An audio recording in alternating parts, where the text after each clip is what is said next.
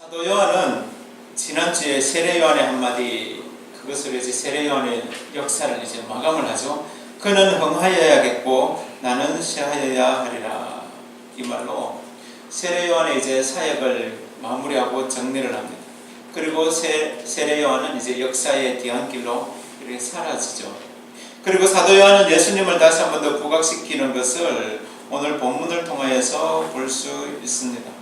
오늘 본문은 마치 요한복음 1장을 다시 시작하는 듯한, 처음 시작하는 듯한 그런 인상을 받기도 합니다. 1장에서 태초에 말씀이 있으면서 하나님의 본체이신 예수 그리스도, 그분을 소개하였다면 오늘 본문에서는 그 예수님이 만물 위에 계신 분이시다, 모든 만물 위에 계신 분이시라는 그 사실을 다시 한 번 더 짚어주고 있습니다. 세례 요한의 마지막 말, 그는 흥하여야겠고 나는 쇠하여야 하리라. 이것에 대하여서 사도 요한이 자신의 설명을 덧붙이고, 세례 요한이죠. 세례 요한이 자신의 설명을 덧붙이고 주석을 단 것이 바로 오늘 본문이라 할 수 있겠습니다. 세례 요한이 왜 자신은 하나님의 그 역사 가운데 하나의 점만 찍고 사라져도 되는 것인지, 그리고 왜 그 뒤에 나오는 예수가 부각되어야 하는 것인지를 오늘 본문에서 잘 설명하고 있습니다. 그것을 사도 요한이 지금 풀어서 쓰고 있는데요. 사도 요한은 예수님에 대한 설명이 뭐라 말합니까? 위로부터 오시니다. 예수님은 바로 땅에서 오신 분이 아니라 위에서부터 오신 분이라는 사실을 말씀하고 있습니다. 이것을 이렇게 직창하는 듯한 인상을 주면서 강조하고 다시 여기에다가 삽입하고 있는 그 이유가 무엇일까 우리는 생각해 봐야 될 줄로 믿습니다. 사도 요한이 이 복음서를 기록할 당시, 이 요한복음이라는 이 복음서를 기록할 그 당시는 주후 90년경이라고 제가 말씀을 드렸죠. 예수님께서 부활하시고 성천하신 지 약 60년의 시간이 흘렀어요. 60년이라면 세대가 2번 바뀌는 시간입니다. 예수님으로부터 직접적인 말씀을 들었고, 그리고 그 말씀을 들었던 사람들, 그 말씀을 실천했던 그런 사람들은 이제 거의 다 죽고 없어요. 그리고 교회는 이제 사도들에 의한 가르침이 아니라 사도들의 제자에 의한, 예수님의 제자가 사도고 사도의 제자가 교부들인데 그 교부들에 의한 이제 시대로 다시 전환되어져야 되는 그런 시대였습니다. 그뿐만 아니라 주 70년경, 그러니까 90년이니까 20년 전에 티투스 장군에 의하여서 예루살렘 성이 완전히 다 무너졌어요. 그래서 예루살렘 성전이 완전히 해파되어졌습니다. 그래서 유대인들은 전 세계로 다 흩어져 버리고 말았습니다. 예루살렘 성전이 무너지면서 유대인으로서 우리의 정체성이 과연 무엇인가 하는 것을 그들은 질문을 했던 거예요. 그리고 그 영토가 사라져 버렸어요. 그 땅이 이제 그들은 돌아갈 수 없는 땅이 되어졌습니다. 그러니까 우리가 아브라함의 후손으로서 지금 메시아를 기다리는 것이 무슨 의미가 있는가 하는 그런 생각들을 하게 된 것이죠. 일부의 사람들만 예루살렘 중심으로 살아가고 있었고, 그들이 1948년 이스라엘이 재건국될 때까지 약 1900년 가까운 시간들 동안에 그들은 팔레스타인 땅으로 돌아갈 수 없는 상황이었습니다. 소망보다는 절망에 가까운 시간이었습니다. 뿐만 아니라 예수를 믿는다고 결심을 한 그 성도들에게 기다리는 것은 무엇이었느냐? 죽음과 고난과 고문, 고통이었습니다. 로마의 황제 도미티아누스 그 황제가 기독교를 박해함으로 인하여서 수많은 성도들이 죽어갔습니다. 그러는 상황 가운데 그들 가운데 참된 소망을 줘야 되고 기쁨을 줘야 되고 그들에게 삶의 의미를 전해줘야 되는데 그것이 무엇일까? 사도 요한은 생각하지 않을 수 없었던 것입니다. 그런 유대인들에게 있어서, 그리고 흩어져서 숨어서 신앙생활하고 있는 그 성도들에게 유일한 대안은 예수 그리스도 그분뿐이었죠. 예수 그리스도 그분만이 그들의 힘이요, 그들의 유일한 소망이요, 그분은 하늘로부터 오신 그분이시기 때문에 그분을 붙잡는 것이 생명의 원천이라는 것에 강조할 수밖에 없었던 것입니다. 21세기를 살아가는 지금 이 시간에도 유대인들이 예수를 그리스도로 메시아로 인정하지 못하는 이유가 있습니다. 그 이유는 먼저 그 예수가 몸으로 오셨다는 것입니다. 그의 아버지 요셉이 있었고 그의 어머니 마리아가 있었다는 것 때문에 그는 하늘로부터 오는 신분이 아니라 땅에서부터 왔다는 것이죠. 그렇기 때문에 그는 고통받고 절망 가운데 빠진 백성들을 구해낼 수 없다라고 믿었던 것입니다. 그것에 관해서 사도 요한이 이야기하는 것이, 사도 요한은 예수님께서 비록 마리아의 몸을 입어서 그의 아들로 태어나셨지만은, 육신으로는 그의 아들이지만은 그는 하나님께서 친히 보내셨고 하나님의 본체가 되시고 하늘로부터 내려오신 분이라는 것을 강조하고 또 강조하고 있는 것입니다. 태초부터 형체가 없이 말씀으로 계셨던 그분이 사람의 몸을 입고 이 땅에 오셨다는 것입니다. 하나님의 본체이시면서 그분이 바로 하나님이시고, 그리고 그분이 이 땅에 오실 때는 하늘로부터 내려오신 그분이 곧 말씀이시고 그분이 바로 하나님이시기 때문에 그분이 하시는 말씀은 땅에서 나는 말씀이 아니라 하늘로부터 내려오는 하늘의 음성이었다는 것입니다. 사도 요한은 앞에서 보여준 두 가지 표적이 있죠. 물로 포도주를 만드는 그 사건, 또 한 가지는 성전을 정결하게 하시는 그 사건, 그 두 가지 사건을 통하여서 그분이 하나님의 아들이시라는 것을 확실하게 보여주었습니다. 명확하게 보여주었습니다. 사도 요한은 만약에 예수님이 하늘로부터 오신 분이 아니라 땅에서부터 나신 분이라면 과연 이러한 일들을 할 수 있겠는가 하는 것입니다. 예수님은 하나님의 본체이셨습니다. 하지만 인간의 몸을 입고 이 땅에 오셨습니다. 그것은 왜냐? 그렇게 해야지만이 하나님의 뜻을 이룰 수 있었기 때문입니다. 그렇다고 해서 그분이 하늘에 속한 분이 아니냐? 그렇지 않다는 것이죠. 그는 만물 가운데 계시고 육신의 몸을 입고 오셨지만은 그분이야말로 만물 위에 계신 분이시죠. 이것은 왜 그렇습니까? 하나님께서 이 땅을 사랑하는 방법이 바로 그 방법이었습니다. 16절 말씀에, 3장 16절 말씀에 하나님이 세상을 사랑하시는 그 방식은 그의 아들을 땅에 보내셔서 그를 희생제물 삼으시고 그를 믿는 자들에게 영생의 복을 주시는 것이었습니다. 이 일을 가능하게 하는 그 이유는 그 십자가에 달리신 예수 그리스도가 하나님의 아들이시기 때문에 그렇습니다. 하나님은 그 아들을 죽은 지 3일 만에 다시 살리셨고 그를 믿는 자들에게는 그와 함께 동일한 영생의 복을 허락해 주신 줄 믿으시기 바랍니다. 그런데 세상이 그를 사랑하지 않았습니다. 좀 더 정확한 표현을 하자면은 당시 사람들이나 현재 사람들이나 2000년 역사 가운데 살았던 많은 사람들이 거의 절대 다수가 그분을 거부했어요. 하나님은 자신의 가장 사랑하시는 독생자를 내어주시기까지 우리를 사랑하셨는데 하나님의 그 위대한 프로포즈를 단번에 거부한 것입니다. 그 이유가 무엇일까요? 예수는 우리의 구원자가 될 수 없다는 생각이었습니다.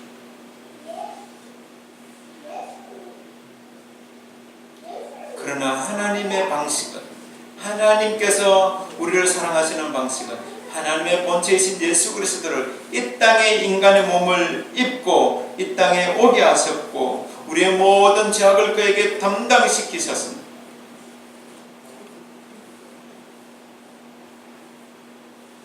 그러나 사람들은 그것을 이해할 수가 없었죠. 왜요? 사람들이 사랑하는 방식이 아니거든요. 사람들이 어떤 다른 사람을 사랑하는 방법이 그런 방법이 아니기 때문에 한 번도 볼 수 없는 방법이었습니다. 어떻게 신이 인간의 몸을 입고 오고 그 인간의 몸을 입고 와서 다시 죽었다가 3일 만에 부활할 수 있는가?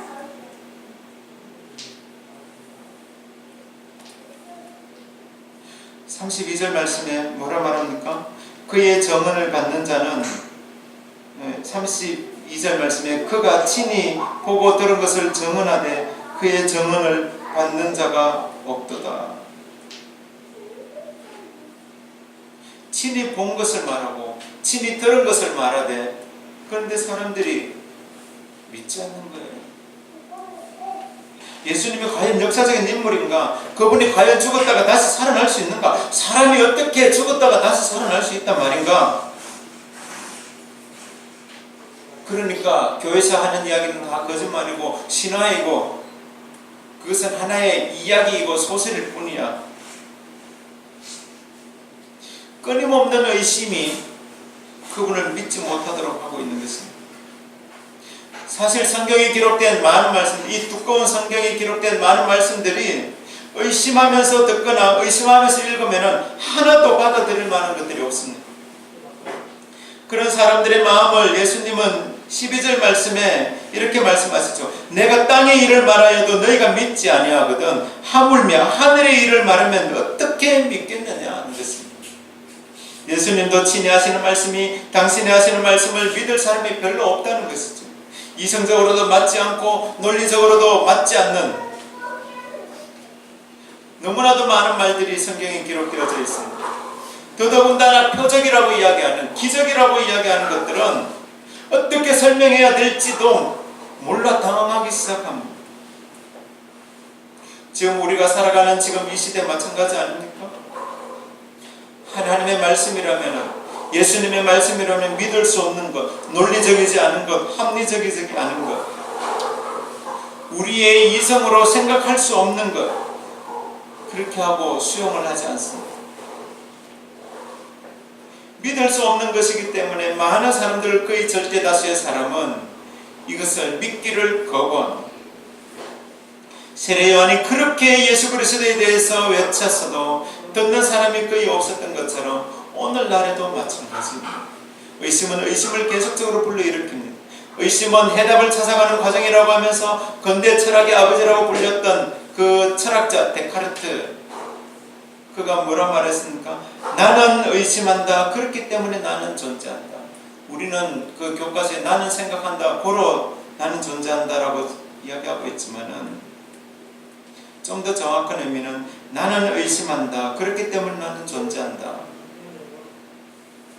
끊임없이 의심하는 것이 진리를 찾아가는 길이라고 생각하고 의심을 했지만은 결국 진리를 찾는 데 실패하고 말았습니다.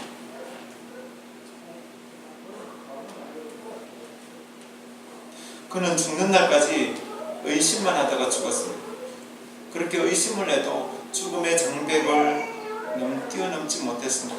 하늘과 땅이 뒤집어져도 천지가 개벽해도 세상 사람들이 다 인정하지 않고 어느 누구도 받아들일 수 없다고 할지라도 절대로 변함없는, 다른 것과 절대로 대치될 수 없는 그 진리는 이 땅에 존재하는 것입니다. 진리가 있다면 그 진리를 받는 방법의 유일한 방법은 무엇이냐? 믿는 거예요. 이해를 하기 전에 먼저 믿는 것입니다. 믿음은 마음을 넓혀줍니다. 믿음은 사고의 폭을 훨씬 넓게 만들어줍니다. 사고의 깊이를 더합니다. 믿음은 우리가 생각할 수 없는 것들도 눈에 보이게 되고 우리가 이해할 수 없는 것들도 그것이 마음으로 와닿게 됩니다. 결국 그 믿음으로 인하여서 우리의 삶이 더욱더 견고하여지고 확실해지는 줄 믿으시기 바랍니다. 우리가 믿고 있는 하나님의 말씀, 성경은 우리에게 초월적인 하나님을 가르쳐줍니다. 우리의 인간 세계를 뛰어넘는 하나님을 가르쳐주고 있습니다. 데카르트는 우리가 만물을 알기 위해서는 이성적인 사고를 해야 된다고 말했습니다. 그것은 인간의 생각의 폭을 넓혀주고 진리에 가까이 갈 수 있는 길이라고 믿어 의심하지 않았지만은, 모든 것을 의심함으로 진리에 가까이 갈 수 있다라고 생각을 했지만은, 하지만 그의 방법은 사고의 폭을 넓혀주기보다 오히려 사고의 폭을 좁혔습니다. 합리론이라는 것이 우리의 생각으로 이해되지 않는 것은 버리는 겁니다.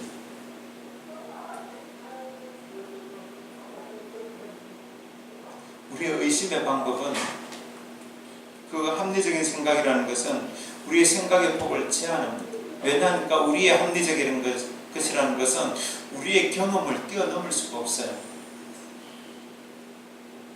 우리가 뭐 직접적인 경험도 있고 책을 읽어서 하는 경험도 있고 어디서 들은 것도 경험이거든요. 들은 것도 경험. 그러니까 그 폭을 뛰어넘지를 못합니다. 그렇기 때문에 그 의심의 방법은 우리의 생각을 더 가두고 올무를 채우는 방법일 수밖에 없다는 것이죠.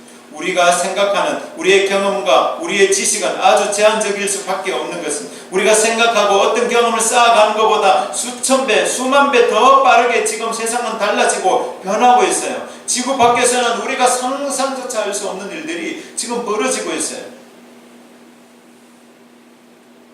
내가 생각하지 않는다고 해서 그 일이 벌어지지 않는 것입니까? 내가 이해할 수 없다고 해서 그 일이 일어나지 않는 것입니까? 내가 생각할 수 없는 것, 이해할 수 없는 것, 의심을 해도 풀어질 수 없는 그 문제는 그냥 그런 일이 있다라고 했을 때 그것이 역사적인 사실이고 그것이 지금 일어나고 있는 일이라면 그냥 수용하고 받아들이는 것입니다. 그것이 우리의 생각의 폭을 훨씬 넓게 만들어가고요. 우리의 지식의 한계를 훨씬 넓게 만들어가는 것입니다. 그것이 믿음입니다. 결국 하나님에 대한 믿음이라는 것은 하나님이 하신 일들을 그냥 그대로 수용하는 것을 의미합니다. 하나님의 말씀이기 때문에 우리는 그 말씀을 그대로 믿습니다. 이해가 되지 않고 용납은 되지 않지만 하나님의 하신 일이라는 것을 믿음으로 말미암아 어떤 하나님을 믿느냐? 우리 위에 계시는 초월적인 하나님, 전능하신 하나님, 전지하신 그 하나님, 선하고 아름다우신 그 하나님을 우리는 믿게 되는 것입니다. 그리고 그 하나님이 비로소 우리의 눈에 보이기 시작하는 것입니다. 그 순간이 내 지식의 한계를 뛰어넘는 순간입니다. 어느 시골 마을 우물 안에 개구리 마을이 있었습니다. 개구리 마을에 많은 개구리들이 모여 살았지. 그런데 그 우물 안에서 아무리 쳐다봐도 하늘만 보이고 간혹 가다가 둥둥 떠다니는 구름이 보이고 사람들이 가끔 물기를 놓으면 사람들 얼굴만 보일 뿐입니다. 그런데 개구리들이 그 안에서 개굴거리고 있는데 그 사람들이 하는 말이 내가 얼마 전에 서울에 갔는데 서울에 가니까 63빌딩도 있고 한강에 유람선도 둥둥 떠다니고 경복궁도 있고 남산타워도 있고 그렇다고 하더라. 그런 이야기를 개구리들이 들었어. 그런데 그 우물 속에 살던 개구리 중에 한 마리가 꿈이 생긴 겁니다. 나도 그 서울에 가서 63빌딩을 보고 싶고 남산타워도 보고 싶고 경복궁도 한번 보고 싶다. 도대체 어떻게 생겼을까? 꿈이 생긴 겁니다. 계속적으로 이야기하는 것이 개구리들 사이에서 얘기하는 것이 나는 그곳에 가면 63빌딩도 보고 싶고 경복궁도 보고 싶고 남산타워도 한번 어떻게 생겼는지 내 눈으로 보고 싶다 라고 이야기를 하고 있어요. 그러니까 같이 있던 동료 개구리들이 뭐라 말하겠습니까? 이 개구리 미쳤다. 이 개구리 이제 정신병원에 가둬야 된다. 우리 중에 아무도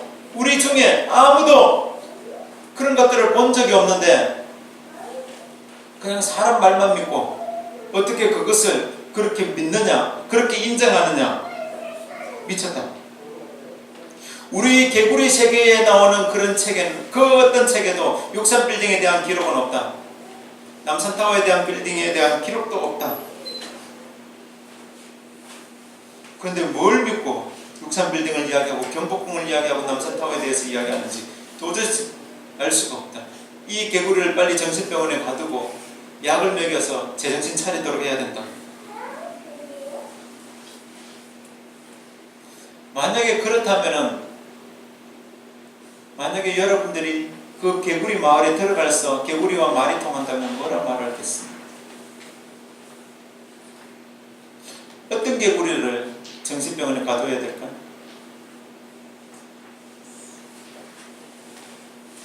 우리가 하나님의 말씀을 듣고 배우는 것도 이와 같은 이치입니다.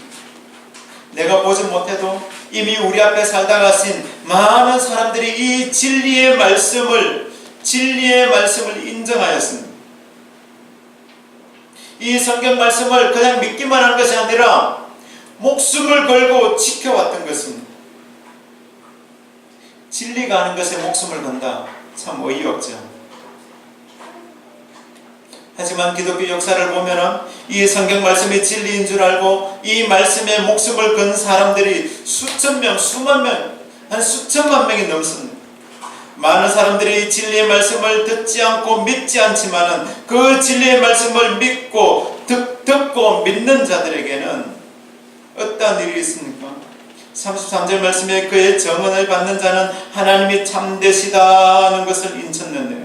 여기서 인쳤다라는 말은 증명하였다는 것입니다. 우리 앞에 살다가 많은 믿음의 선진들이 하나님이 참되시다, 하나님이 그분이 역사적인 하나님이시다는 것을 증명해 보이셨습니다. 그의 삶으로, 그들의 말로, 그들의 행동으로 하나님은 진실하신 분, 하나님의 말씀은 진리라는 것을 증명해 보였다고 말씀하고 있습니다. 하나님은 참되시고 그분의 하시는 일이 진실하시고 그분의 말씀에 거짓이 없으시며 그분의 생각은 완전하시기 때문에 우리가 그 말씀을 통하여서 하나님께로 나아갈 수 있습니다.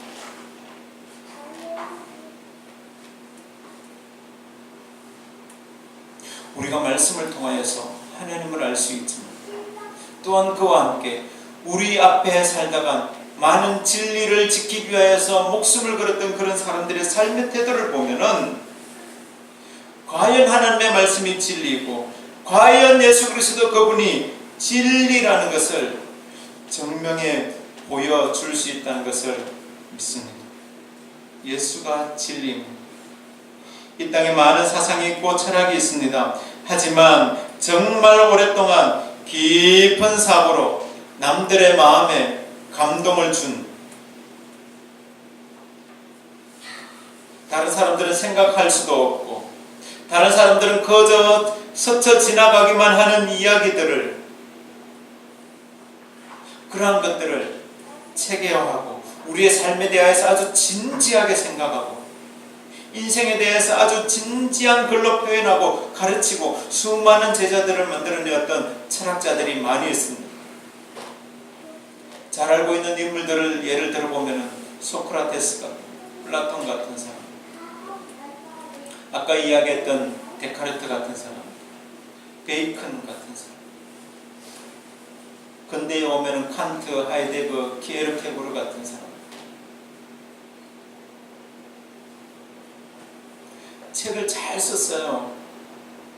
그 책을 만화로 갖다 놓은 책이 저기 있는데 만화만 봐도 그가 사상을 그렇게 이끌어내기까지 얼마나 많은 연구를 하고 얼마나 많은 생각을 했는지 단번에 느꼈어요. 그리고 인생에 대해서 잘 관찰했습니다. 그런데 그 책의 내용을 위하여서 목숨 거는 사람은 한 명도 없었어요. 그 책 내용이 진리라고 믿으면서 그 책 내용을 내 목숨과도 바꾸겠다고 하는 사람은 한 명도 없었어요.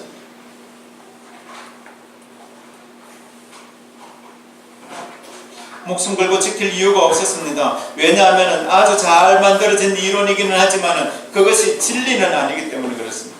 하지만 성경의 말씀은 진리입니다.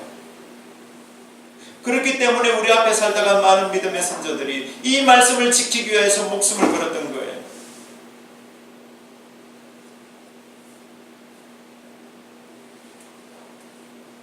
그리고 성경이 그것을 스스로 증명해 보이고 있습니다. 34절 말씀에 하나님이 보내신 이는 하나님의 말씀을 안 하니 이는 하나님이 성령을 한량없이 주심이라. 하나님이 보내시니 그분이 누굽니까? 예수 그리스도. 그분은 하나님의 말씀을 합니다. 이제 앞으로 요한복음에서 계속 전개되는 말씀들이 예수님께서 하시는 그 말씀이 어떤 말씀이냐? 하나님의 말씀이라는 것이죠. 하늘로부터 내려오신 분이기 때문에 하나님의 말씀으로 그분이 말씀하십니다. 그렇기 때문에 예수님은 이 땅에 계시는 동안 하나님의 일을 하시고 하나님의 말씀을 하시고 하나님의 일을 하심으로 말미암아 하나님의 뜻을 이 땅 가운데 나타내 보이기 원하셨습니다. 예수님은 하나님의 본체이셨습니다. 하나님과 동등된 입장을 취해도 되는 분이지만은 하나님의 뜻을 보이기 위하여서 이 땅에 오셔서 친히 순종하시고 복종하셨습니다. 그런 예수님을 위하여서 하나님은 어떻게 하신다고요? 성령을 한량없이 부어주신다고 말씀하셨습니다. 이 말씀을 자칫 오해하면 이단이 될 가능성이 다분히 있어요. 하나님께서는 우리 성도들에게 성령 충만함을 허락하여 주시는데, 우리에게 성령 충만함을 허락하시는 것과 예수님께 성령 충만함을 허락하시는 것은 질적으로 다르다는 것입니다. 우리에게 성령 충만함이라는 것은 우리가 그 성령 충만함으로 예수 그리스도께 복종하고 예수 그리스도께 순종하고 예수 그리스도를 닮아가기 위해서 노력하지만은, 예수님 안에 성령이 충만하다는 것은 예수님 자신이 완전한 인간이셨습니다. 예수님 자신이 완전한 신이셨습니다. 하나님의 본체이셨습니다. 그래서 그분에게 성령이 충만하다는 것은 그의 신성을 완전히 드러내는 것, 그의 인성을 완전히 드러내는 것, 그의 인성을 완벽하게 드러낼 수 있도록 성령 하나님을 도우신다는 것입니다. 이것을 어디서 할 수 있습니까? 예수님께서 요단강에서 세례를 받으실 때 성령이 비둘기같이 임하시면서 하늘에서 내려오시고, 성령이 하늘에서 비둘기같이 내려오셔서 그 하늘에서 들리는 음성이 이는 내 사랑하는 아들이요 내 기뻐하라는 잘하는 소리를 하셨습니다. 그렇기 때문에 하나님은 그 아들 예수께 만물을 다스리시고 통치하실 수 있는 권한을 주신 것은 세례를 받으실 그때에 내 사랑하는 아들이요 라고 말함으로써 예수님 그분이 완전한 하나님이시면서 완전한 사람이심을 나타내 보여주십니다. 하나님은 예수 그리스도 그분께 만물을 다스릴 권세를 주셨습니다. 만물은 그의 손에 복종하도록 하나님께서 허락하셨습니다. 그렇기 때문에 우리는 36절 말씀에서 결론을 찾을 수 있습니다. 아들을 믿는 자에게는 영생이 있고 아들에게 순종하지 아니하는 자는 영생을 보지 못한다고 말씀하고 있습니다. 사랑하는 성도 여러분, 예수 그리스도 그분 안에 영원한 생명이 있는 줄 믿으시기 바랍니다. 예수 그리스도 그분 안에 참된 삶이 있습니다. 오직 예수 그리스도 그분이 우리의 유일한 소망이 됩니다. 예수 그리스도 그분이 이 땅의 소망이 되며 이 나라의 소망이 되는 줄 믿으십니다. 우리의 삶의 소망 오직 예수 그리스도 그분뿐입니다. 오늘 두 분 청년이 참석했는데, 우리의 인생에 정말로 길이요 진리가 되실 수 있는 분은 예수 그리스도 그분입니다.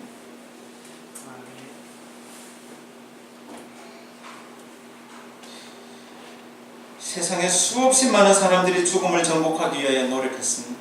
의술로, 어떤 약초로, 아니면 어떤 철학으로, 사상으로. 그러나 어느 누구도 죽음을 정복하지 못했습니다. 하지만 죽음에서 3일 만에 부활하신 예수 그리스도, 그분은 사망의 권세를 이기셨죠. 하늘의 공중 권세 잡은 사탄은 예수님께서 십자가에 못 박히시는 그 순간에 자신이 승리한 줄 알았지만은 승리는 우리 예수 그리스도의 것이었습니다. 3일 후에 다시 부활하심으로 말미암아 사단의 머리는 깨어졌습니다. 사망의 권세를 깨어졌습니다. 그분이 승리를 선포하셨습니다. 그분 안에 있는 우리에게 소망이 있는 이유는 그분이 사망의 권세를 이기시고 승리하셨기 때문에 우리도 그분 안에서 승리하는 줄 믿으시기 바랍니다. 예수 그분이 열방의 소망이 됐습니다. 그분이 우리의 구원자가 되십니다. 그분이 온 땅에 빛이시며 소망이 되시는 줄 믿으시기 바랍니다. 3장 1절에 나와 있는 그 니고데모가 예수님을 찾았고 4장 이하에 나오는 그 사마리아 여인이 예수님을 찾았습니다. 베데스다 연못에 38년 동안 병에 붙잡혀서 병의 노예가 되어 있었던 그 사람도 예수를 만나는 그 순간 그의 인생이 새로워지는 은혜가 있었던 것입니다. 하나님을 알고 예수 그리스도를 아는 것, 그 믿음이 우리의 삶을 새롭게 하는 줄 믿으시기 바랍니다. 예수 안에 우리의 인생이 달려 있습니다. 예수 그리스도 그분만이 우리의 모든 것이 될 수 있음을 믿으시고 믿음으로 승리하는 저와 여러분이 되시기를 주님의 이름으로 축복합니다.